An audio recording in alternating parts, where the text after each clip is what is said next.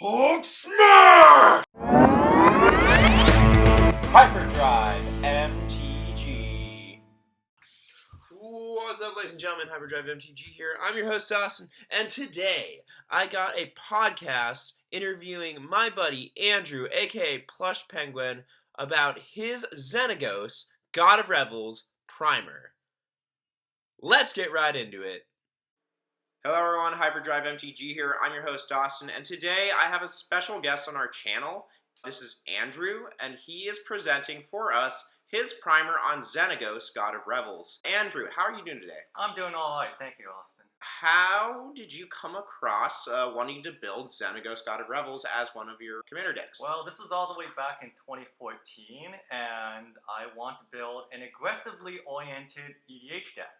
But I want to make one that, well, was able to hit pretty hard. Let's just say that the first time I played this deck and hit every opponent on the table for 16, then sacrifice my creature to draw 16 cards, that kind of sold me on the premise of the deck. And if I recall correctly, I was even present for that game at one point. Didn't you use a Hydra Omnivore to do that? Yes, it was, because back then, that was one of the best things you had available to you. Guys, how crazy is that? Back then, this is back in like 2014. In 2014, yep. This is when Hydra Omnivore was playable in Xenagos God of Revels. Andrew, how crazy has Fatty's gotten for this deck now at this point? They're pretty absurd. I mean, Hydra Omnivore technically is still like fringe playable depending upon your meta. If you come up against a lot of decks that don't, for example, play many creatures, you can exploit that opportunity to try and do immense damage across the whole table. Well, so what does Xenagos give to the Gruul aggro strategy that no other commander does currently? It goes for basically the fastest fatty elimination of players that you can achieve off of big creatures, and it also combines that with the ability to hit people with creatures that generate so much mana that you can almost effectively draw your deck and combo off. So, I know I've been following your deck list for a very long time now. In fact, I've read your primer multiple times, and, I've advertised it to other people. So, I currently understand that some of your best fatties in your deck are Godo Bandit Warlord with Embercleave and Old Gnawbone and other variants of creatures that are kind of similar to them. Can you explain why Godo and Embercleave are such a pinnacle of this deck right now? So the main advantage of Godo with Embercleave is that you have a legendary creature that when you play Godo Bandit Warlord, he can search for an equipment and put it onto the field. You don't need to pay mana for the equipment. And Embercleave has the ability that when it enters, it can automatically attach to your creature control without also paying mana. So basically you get both the creature, the equipment, and the equip cost all for 6 mana.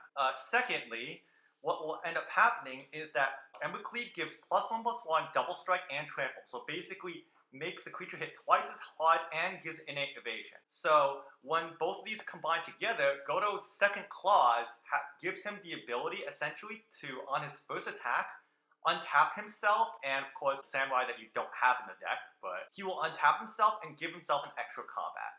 So the first combat, with an Embercleave, you will have Xenagos double his power, toughness, and haste, so it will become an 8/8 instead of a 4/4 with double strike and trample, and he will attack an opponent for 16. Then he will give himself an extra combat. On the next combat, you will trigger Xenagos' combat trigger again, and so you will double his power again. And so now he is a 16/16 double strike trample. If you attack the same opponent, you will do an additional 32 damage to that opponent.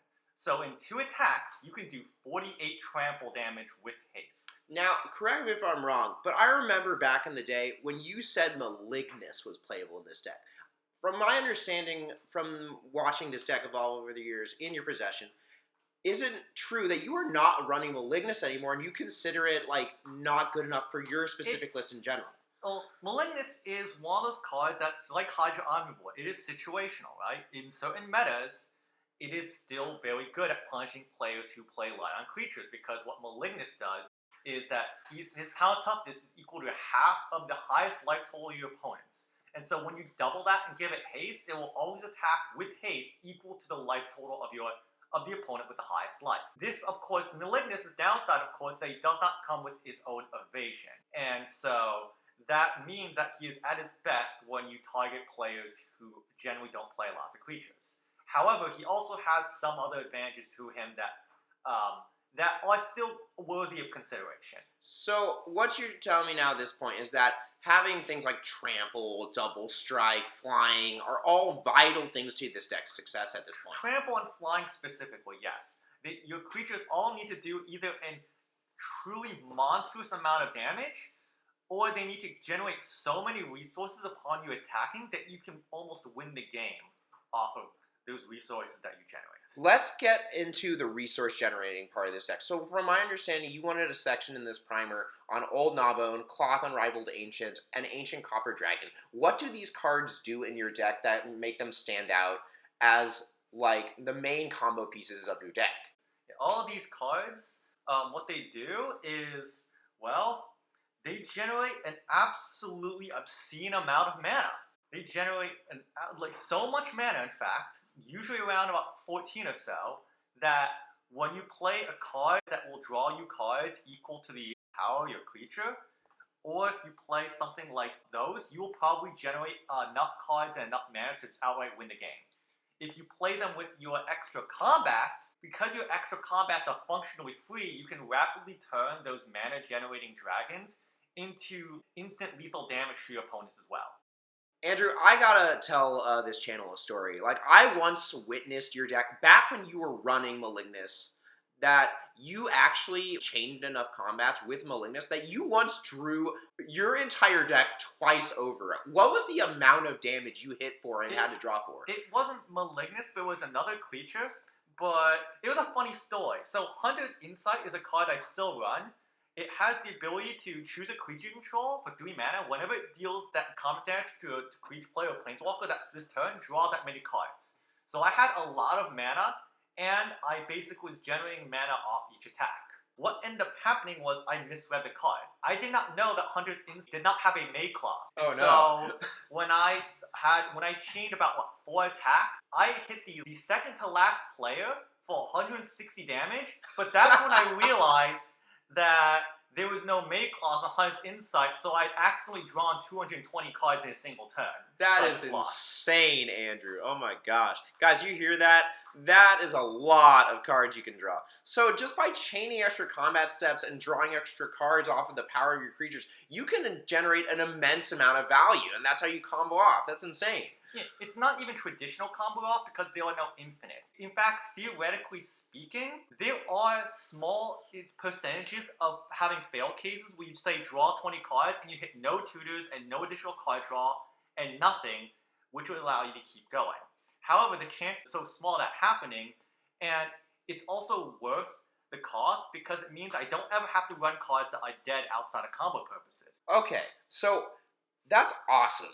But what I want to also ask is, like, what are some, like, the key extra combat step cards you run in this deck? And tell us some of the other power draw effects you run besides Hunter's Insight and beside, for example, Relentless Assault. I want to hear, like, some of your key extra combat guys. So, actually, the most important key combat guy is Morok Furiako. The reason for this is because he is the only extra combat creature that works on your post-combat main phase that will work, and is also tutorable via creature tutors. Wow. So essentially, I've seen this card do a lot of things in our playgroup, and I've seen it doing a lot of things in other playgroups too. So from playing one land, that's enough to, like, be equivalent to, like, a Malignus, right? Yes. Well, by himself, that is. If you attack with him, you first double his power and toughness to 12, then you attack with him, he'll give himself the +1 power boost that will apply because it's the first time he attacked this turn. And then after that, you take that 13 power, you attack again, you double it to 26, and you add an additional 1 due to the fact that he attacked an additional time. Right, because of his static build. So it's 13 plus 27 is exactly 40. So wow. This guy will do exactly 40 damage by himself to a player that has no creatures. And if you have a fetch land, someone's just straight up dead then. Well, 2 people are, if they don't have creatures. Oh my gosh, that is insane. However, because of this deck having plenty of fetch land, this also allows you to do things like, for example, a common line of winning the game is to get Old Gnawbone, attack with it for 14 treasures, and if you have a land drop, you grab Morok, even without any card draw, you grab Morok, you play him, then you play a fetch land. Gotcha. In that case, your Old Gnawbone will also have enough damage because it will have attacked one player for 14, then you will attack that same player for 28, and then generate 28 treasures, of course. And then the next player, you'll double that power again and attack the second player for 56. You can just take out 2 players. So if you have Morog, you basically are just like gonna king chain combat. So you don't you're not even gonna need things like a Relentless Assault and Season's Day, but like you still run them because they're good, right? They help, right? If you can't find them, they will help. They will dramatically increase your chance of winning the game off of like having these mana dragons. Even when you don't, if you have these cards in your hand, if you untap with any big creature, you have lethal. The key thing with this deck is they cannot afford to let you untap with a big creature, and sometimes they can't even afford to let you connect with a creature the first time, because by then it may already be too late. Right. It's just an amazing amount of value just generating from one creature. That is awesome. So let's talk about some of the other creatures that we include in your list. So I see that you've brought Bloodthirster, Wilderness Elemental, Scourge of the Throne, Pathbreaker Ibex, and Torchwood Crasher to show us in debut today. So I actually have debuted Bloodthirster on this channel and mentioned it on one of my previous highlight videos. So why is Bloodthirster so vital to the success of this deck at this point in time? Because it's another evasive creature that has the capability of one-shotting your opponents with evasion. So it can kill a table. It can kill half a table just in the first swing. And if you untap with it, the second swing finishes off the table. Wow, that is crazy. So again, the way it works is you attack the first player. The first time you play, you attack with 12. This is the player you want to keep alive, by the way. Okay, got it. And afterwards, when you hit someone with combat damage with it, which will be likely because it's both flying and trample, you will untap him. You'll give himself an extra combat. You will attack the next player for 24 in a 4-player table. You will untap himself. You will attack the next player for 48. You will untap himself. And then you can either give him the power boost to use like a fling effect of some kind, which I don't run, but actually I do run one. Right. Technically. Or you could give it to another creature of yours to attack again. Or you could just leave him untap the block. Gotcha. What about Pathbreaker Ibex? I've seen you kill tables with this card as well. Can you explain why this card is just such a good like amplifier and damage for the deck itself? So this card, Pathbreaker Ibex, is actually, by itself, it only, for example, hits for 12 damage, which is very, very low, without adding any additional benefits. Right. The danger of Pathbreaker Ibex is that they cannot afford to let you untap with it. If you play another creature, for example, a creature that's big enough, like, for example, some of the aforementioned creatures we talked about, other than Bloodthirster, you just straight up win the game because you can apply the power buff to your new creatures and then effectively double up on the power buff to all your creatures. And if you have Pathbreaker Ibex plus another big creature, Xenagos is likely to become a creature, and when you're buffing him by like 15 power plus trample, he's going to one-shot someone with commander damage. So, like, Pathbreaker Ibex is effectively just an overwhelming stampede on attack.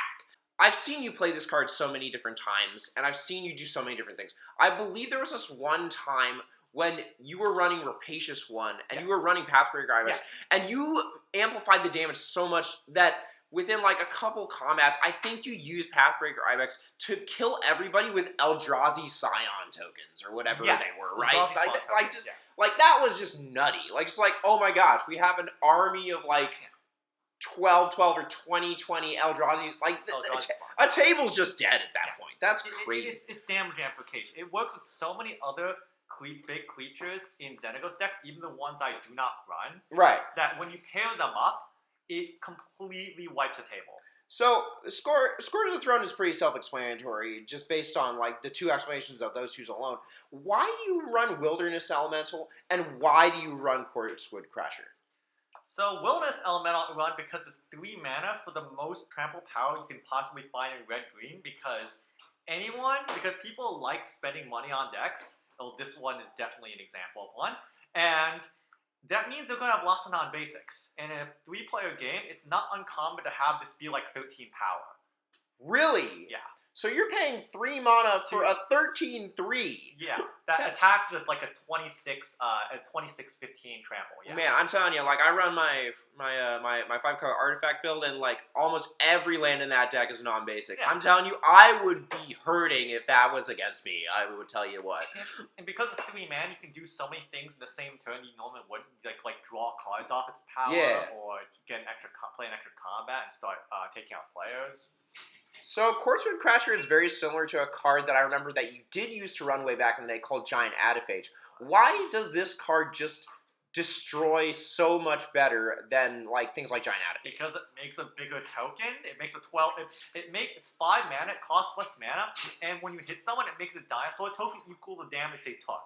And considering that this attacks as a 12/12 trample, you're pretty likely to make a 12/12 dinosaur token. Well, on top of that, it also creates things based on the number of tramplers that are hitting too, right? So if you have other creatures out that have trample, just in the worst case, in the best case scenario, if you have other things to trample out, it amplifies even more, right? It makes an even bigger token, yes. Wow. You can also hit separate players to make multiple giant trampling tokens. It makes it turn into a situation where spot removal is no longer a viable option of stopping you. And it forces them to use board wipes, and board wipes are already not very good against Xenagos decks outside of wiping their mana rights. Right, because like I remember at one point you even ran things like Plated Crusher and Carnage Tyrant because of their hexproof and all that stuff, and the fact that they couldn't be countered and all this different kind of stuff. Why are those things no longer like considered for your list specifically? Because they simply don't do enough damage. Because every deck has gotten faster. Right. At executing their plan. And so you need to be able to keep up by making sure that you play things that effectively can take them out of the game as quickly as possible. And so the way you protect them is by using your instants in order to be able to protect them. The ones that give hexproof, for example. You use those instead. Because generally speaking, all you need is around, I would say, 2 good attack steps to win a game. Maybe not even 2. Sometimes it's 1 good attack phase in a turn. That's all you need in order to be able to win the game. So like there's even cards now like this that provide things a lot easier to do that kind of stuff, like Tamio's Safekeeping, Tyvar's Stand, I believe. Correct. And I'm certain there's quite a few other things like Heroic Intervention, all that kind of stuff that are just so vital to these kinds of effects, right? Yes.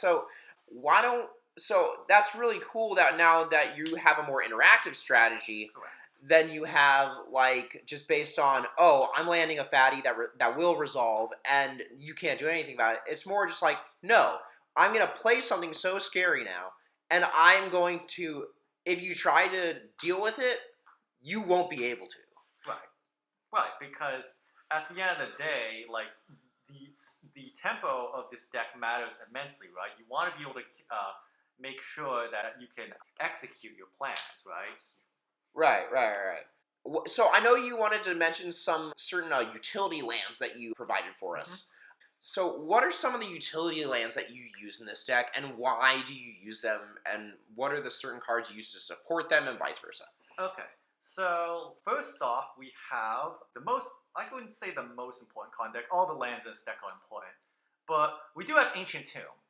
Everyone who can afford it loves Ancient Tomb because it's basically almost addicting how good that card is. Oh yeah, it's a drug. Like, it's just basically another mana crypt in most decks. It basically accelerates you for free, and remember, Xenagos is a pretty mana-hungry deck. You want to hit 6 mana as quickly as possible. So right. The more often you get Xenagos out on turn 3, the better. And so that's also why we run crop rotation, because to get Ancient Tomb, but also sometimes you get other utility lands. Like, some of the utility lands are really strong. Another one that's actually very similar to Ancient Tomb, the functionality of this deck, is Urza Saga. Oh my gosh, yeah, no, you don't have to tell me twice how broken that card is. Right. That card's breaking Modern and every format available to us. Right, but in this deck, it's much more limited, in that all you care about is the 3rd clause. Right, just being able to tutor up the artifact. Just being able to tutor back a Mana Crypt or Soling. Right. However, because it taps a mana, and because you can float mana with Urza Saga before you sacrifice it, if you play this on turn 1, and you play 2 more lands on turns 2 and 3, without playing any other acceleration, you can tap this land for mana, and then sacrifice it to go get your Soul Ring, and then you have 3 colorless mana, and the mana from your 2 other lands will often be enough to play Xenagos on turn 3 with no assistance. Wow, and then even like just playing it a little bit later allows you to follow up into like a big scary creature like Bloodthirster, Godo. Heck, I mean, I'm assuming you don't often hardcast Old Gnawbone, but like there are times when it happens, right? I hardcast it frequently. Yeah. In fact, I'm pretty sure there's a card I run in here called Natural Order, which is purely exists to get Old Gnawbone. Just to get Old Gnawbone. Wow. Even though I don't have as many green creatures in the deck as a typical Natural Order deck would, because I run fetch lands, I can get Dryad Arbor, and so Dryad Arbor can serve as the Natural Order target. I'm assuming you can also use it to get Cloth in a pinch, right? Yes, if Cloth is more appropriate for the time, because, for example, say they all have flying blockers, then Cloth would be more appropriate, I would get it, but usually Gnawbone works. Gotcha.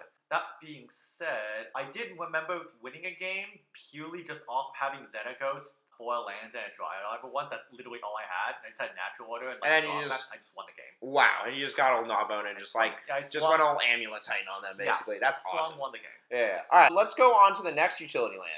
Strip Mine. Strip Mine. I'm assuming you run this because of Glacial Chasm, right? Glacial Chasm, Maze of It, yes. Glacial Chasm more so than Maze of It, actually. Maze of It is surprisingly beatable because all the hexproof effects also can stop Maze of It.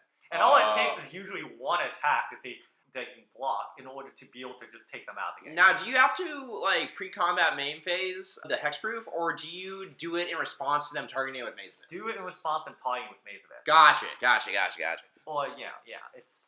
So I'm assuming sequencing in this deck is pretty important then. Sequencing is relatively important.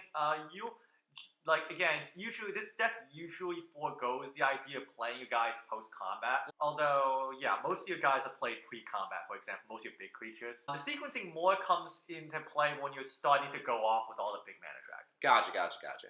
Moving on. Next up, Cavern of Souls. Oh, this is pretty self-explanatory. We know why this lands in the deck, everybody. Makes the god uncounterable. Oh, yeah, and not only that, it makes everything uncounterable. It makes anything you want uncountable at the time uncountable. Yeah. Everyone on this channel, we know why Cavern of Souls is in decks. It was a mistake. It will be in every deck ever to the end of time. It is so good. Yeah. All right, keep going. And we have Gemstone Caverns, which is a card you see a lot in CDH, actually. All right, so why do you like running Gemstone Caverns? I know some people are iffy because, like, you're losing out on a card, all this kind of stuff. Like, it's like why would you sacrifice a card for just 1 mana? Like, why do you specifically like running Gemstone Caverns? So, first off, Gemstone Cavern is a land, so it doesn't actually take up a non-land slot. True, all right. Secondly, unlike all those cards you mentioned, like all the fast mana, we can go down a card, or you have like some other kind of restriction, like it sacrifices itself, or it can't untap because you pay even more mana. Right, like this has one very critical component to it, in that it is optional. That is true. If you have a hand in your opening 7, and your hand will get you a turn 3 Xenagos without needing to resort to losing a card to Gemstone Caverns, you do not need to exile a card. And that's assuming you're not going first. But even in the fact that you're going first anyways, you're not going to use it anyway, so it's all good. It is useful for when you have a hand of 7, you need the acceleration, and you have a card in your hand that just seems a little bit awkward to have this early, because Gemstone Cavern has no restriction on what card you need to exile. If you have a really flooded out hand with a lot of lands, you can pitch a land. If you have a big 6 mana Rich God's expertise and you don't think you're going to be able to play at a good time, giving your hand, then you exile that instead. So it's very versatile then. It's very versatile, yes. Sweet. All right, so now you wanted to mention one more thing in our interview. So why we call, ladies and gentlemen, we call this section of our interview the miscellaneous section. Now, what I've seen Andrew's list do over the past several years of me playing against his list, watching his list grow and develop, is that he runs Emrakul Promised End. So, Andrew, on this channel that I have even an Emrakul Promised End deck. I've been developing that primer for a long time, and it's a really cool card. And I mean, heck, Mindslaver on a stick is just amazing. But why would you be running this in your deck? Some people debate that it's too much mana. It's not in theory it sounds really bad, but on paper for you, how does this card play for you? So, realistically speaking, this looks like a pet card, but it is surprisingly more castable in non-graveyard-centric decks than you may think. So, realistically speaking, when you play this deck, your stuff is going to go to the graveyard. So, realistically, you can have an instant sorcery, land, and a creature. Those are all very easy to get.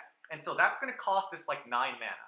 Additionally, you are a deck that's going to ramp to 6 mana. You are a deck that's designed to ramp to 6 mana very, very quickly. Therefore, the amount of mana that you're going to generate is going to reflect that. Sometimes you're going to be a little bit flooded.